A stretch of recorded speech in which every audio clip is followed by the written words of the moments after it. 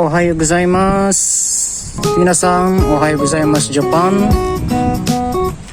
Welcome to the land of the rising sun, Japan. Kaya pupunta ako ngayon maghanap ng libreng gulay. May mga tanim, may mga gulay doon na nakita ako na gusto kong kunin panghalo namin sa munggo. Ito may mga gulay sila ito pero bawal magnakaw. Alam niyo na pag magnanakaw bawal talaga. So yan, pupunta ako doon, manguha ako ng mga gulay na kwan. May nakita ako nung sa may papunta sa trabaho namin.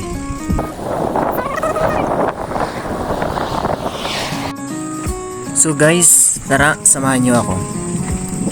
So dito kami araw-araw dumadaan papunta sa company namin. Kasama ko yung Pilipino na kasabay ko rin na nagpunta rito sa Japan. Dito mismo sa mga bukid nito, dito kami dumadaan kasi dito yung mismong kaisya namin, yung company namin. So guys, andito na ako sa area na kung saan dito ako nakakita ng mga gulay. So may naispatan na akong isa dito mismo sa tabing kalsada, Minasan. So ito Minasan, kung alam ng pangalan ng gulay na to, sa amin ang tawag namin dito is kalkalunay or kulitis in Tagalog. So ito mataba siya, masarap talagang fresh na fresh. Tumutubo lang sila dito sa mga tabing kalsada na nahahalo sila sa mga damuhan. So masarap talagang panghalo to sa munggo. So yan, nanguha na nga ako. Yan, meron na.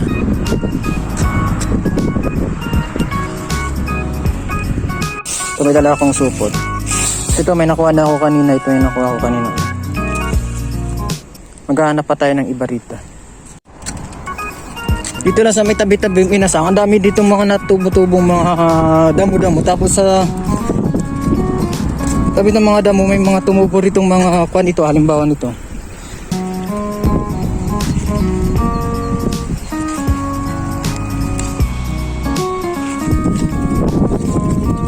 Mga tumubo ang nakita rito. Ihahalo ko sa munggo. Dami ditong natubong mga ganun.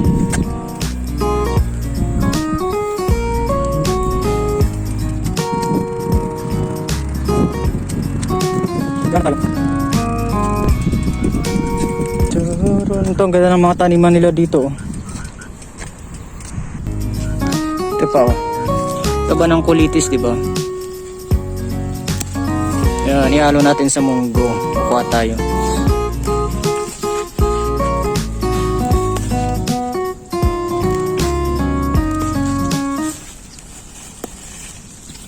Pansahog natin sa munggo mamaya.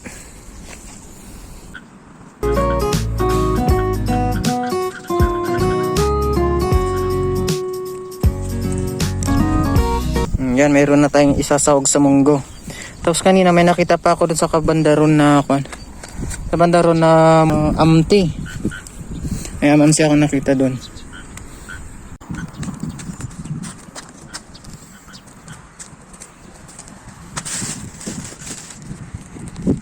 So ito Minasan, kukuha ako ng isang gulay dito. May nakita akong familiar sa akin na gulay. Sa Pilipinas meron to. Ano na nga pangalan nito Minasan? Ito yung bulaklak niya Minasan. Kung may millibugs pa siya dun. So ito Minasan, masarap ihalo to sa munggo. Sakto may munggo akong binili sa Philippine store dito nung last week. Ito, daanan to papunta sa trabaho namin to. Madalas ko nakikita to, tapos nung nakala ko sili nung una, tapos nung inintuan ko, tingnan ko amti pala. Ito yung tinawag na amti or amamsi sa amin. Di ko alam kung alam to nung kasama ko.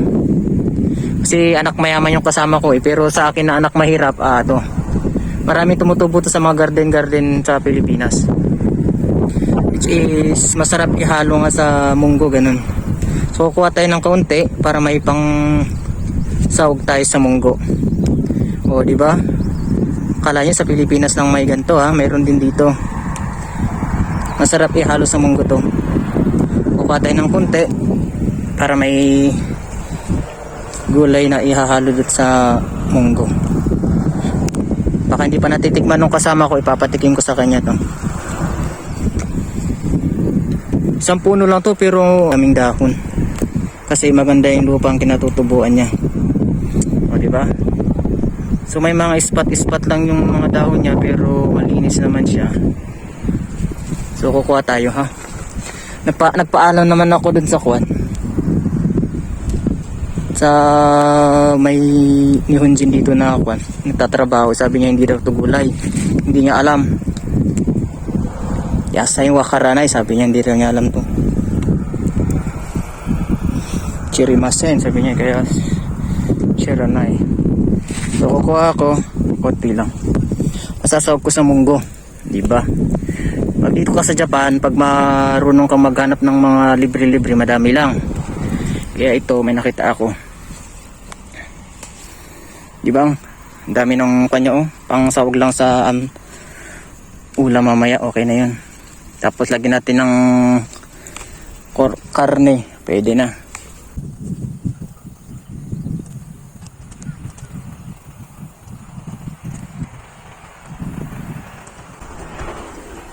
Yan isa, mayroon tayong nakuhang hamsi. Libre lang dito. Basta kasi pagka lang maghanap. Walang gastos, masustansya pang pagkain. So maganda to sa amuan. Ganda ng dugo. So ito anti para siyang ampalaya din lang siya, mayaman sa mga vitamins.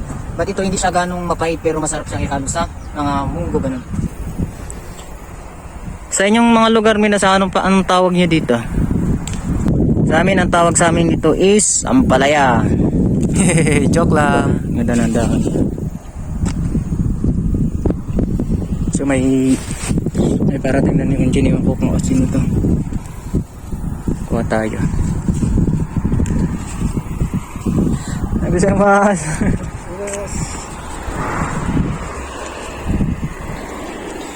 Yes. Nakita ko pinagtawanan niya ako nung umiti siya nung nakita ng wapo nito. So what? Basta ako may pagkain kami. Pero nung binati ko siya ng ohay gozaimasu, nag-reply naman siya, mas! Sabi lang niya. So yan minasang, mayroon na ako nakuha pang halo natin sa munggo. Tapos yan yung kulitis na nakuha ko kanina O diba? Solved na ang ating pang ulam. Tama na yun, madami na yan. Marami pa yun, yan. Yan, tapos meron pa yun, madami pa dun, Yan, madami pa yun, diba? So, dito sa Japan, kung masipag ka lang maghanap ng libre, madami. Kasi pag sa mga, umasa ka sa mga bilihin sa supermarket, mahal ng mga gulay doon. So, yun, minasang, at uwi na ako at magluluto pa ako. Thank you For watching. God bless.